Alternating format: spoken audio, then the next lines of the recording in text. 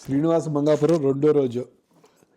నిన్న కలిగిన ఆనందం ఇంకా నేను మర్చిపోలేకపోతున్నాను. సినిమా ఎంత బాగుందో నిన్న ఒక రివ్యూ చేశాను.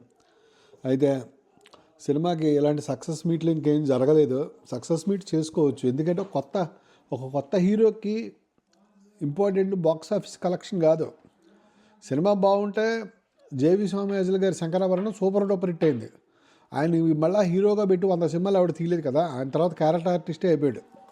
అలాగా ఇప్పుడు మన సినిమా జయకృష్ణ సినిమా కలెక్షన్తో సంబంధం లేదు. హీరోగా గుర్తించారు. నాకు పవన్ కళ్యాణ్ కనపడ్డాడు, పవన్ కళ్యాణ్ రేంజ్ కనపడింది. తర్వాత ప్రభాస్ వాళ్ళ అమ్మ మొగుడు కనిపించాడు. నాకైతే చెప్పాను కదా, వీళ్ళందరికీ ప్రైమ్ టైం అయిపోయింది. 40-45 ఏళ్ళు 50 ఏళ్ళు వచ్చినాయి. ఇప్పుడు దేర్ ఈజ్ ద నెక్స్ట్ జనరేషన్లో మాస్ హీరో ఎవడరా అంటే జయకృష్ణనే వస్తున్నాడు. ఇది ఇంకా మొదలుపెట్టాడు. 25 ఏళ్ళు 26 ఏళ్ళు ఉంటాయి కుర్రాడికి. 60 ఏళ్ళు వెళ్తాడు. కృష్ణ గారు 23 ఏళ్ళకి సినిమా ఇండస్ట్రీలోకి వచ్చాడు. తేనె మనసులు సూపర్ డూపర్ హిట్. గుడచారు 116 మూడో సినిమా. ఆ సినిమా తర్వాత ఆయన 20 సినిమాలు బుక్ అయ్యాడు. ఆ తర్వాత వెనక్కి తిరిగి చూసుకోలేదు. అప్పటికే అభిమాన సంఘాలు కూడా పెట్టేశారు. జయకృష్ణ పరిస్థితి కూడా అలాగే ఉంది. నాకు ఎప్పటి నుంచో ఒక బాధ ఉందండి. నేను కృష్ణ గారిది బ్రహ్మాస్త్రం, అగ్నిపర్వతం, వజ్రాయుధం ఏమైనా సినిమాలు చూసినప్పుడు కృష్ణ గారి గ్రేస్ ఉంటుంది చూసారా, ఆ గ్రేస్ నాకు చాలా ఇష్టం. ఆ గ్రేస్ ఇప్పుడు చూడాలంటే మళ్ళీ యూట్యూబ్లోకి వెళ్ళి పాత ప్రింట్లే పెట్టుకోవాలండి.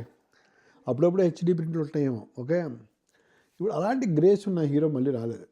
మహేష్ బాబు గారితో కొంచెం కాంప్రమైజ్ అవ్వాల్సి వస్తుంది, కానీ గుడ్ హీరోనిగా అంత గ్రేస్ లేదు. ఆ గ్రేస్ నాకు జయకృష్ణలా కనిపించింది. కరెక్ట్గా ఒక పోలిక చెప్తే ఆలోచించండి. నటనకు వచ్చేసరికి ముఖ్యంగా శ్రీనివాస మంగాపురం సినిమా చూసిన వాళ్ళు తెలిసి ఉంటుంది. ఇంటర్వెల్ షాట్ అచ్చం ఓజీలో పొలాల్లో మధ్యలో జరిగే ఫైట్ లాగానే ఉంది. ఆ ఫైట్ మధ్యలో సిగరెట్ ఇచ్చినప్పుడు ఒక్కసారిగా మొహం రౌద్రమైపోతుంది ఆ ఫైట్కి తగ్గట్టుగా. అలాగనే సినిమాలో 5 షేడ్లు ఉన్నాయి. ఫస్ట్ షేడ్ ఏంటి, అమ్మాయి వెనకాల పడే కుర్రాడు. సెకండ్ షేడ్ ఏంటి, బళ్ళార్లో ఫ్యాక్షనిస్ట్. థర్డ్ షేడ్ ఏంటి, భగ్న ప్రేమికుడు. ఇంకా ఫోర్త్ షేడ్ ఏంటి, నరేష్తోని వీళ్ళతోని కామెడీ. ఇన్ని షేడ్స్ ఉన్నాయి ఆ సినిమాలు. అన్నీ చూపించాడు మనకు కావాల్సినవన్నీ. ముఖ్యంగా పొట్టలో చోట పొడుస్తారు. ట్రైలర్లో కూడా వచ్చింది. ఎట్లాంటి ఎక్స్ప్రెషన్ ఇచ్చాడండి బాబు. ఇన్ని చోట్ల కళ్ళతో యాక్ట్ చేశాడు.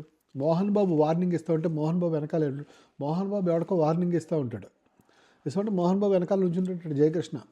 మోహన్ బాబు ఎవరికి వార్నింగ్ ఇస్తున్నాడో వాడినే కోపంగా చూస్తూ ఉంటాడు. ఇంకోటి అటో ఇటో చూసి జేబులో చేతులు పెట్టుకుని ఎటో తిరగడు. అంత డెడికేటెడ్ యాక్టింగ్ చేశాడు జయకృష్ణ. సినిమా మొత్తం ఎంటర్టైన్మెంట్గా ఉందండి. ఫార్ములా ఎలాగానే అదే ఫార్ములా అనబాకండి పిచ్చివాళ్ళలాగా. సినిమా చూడండి.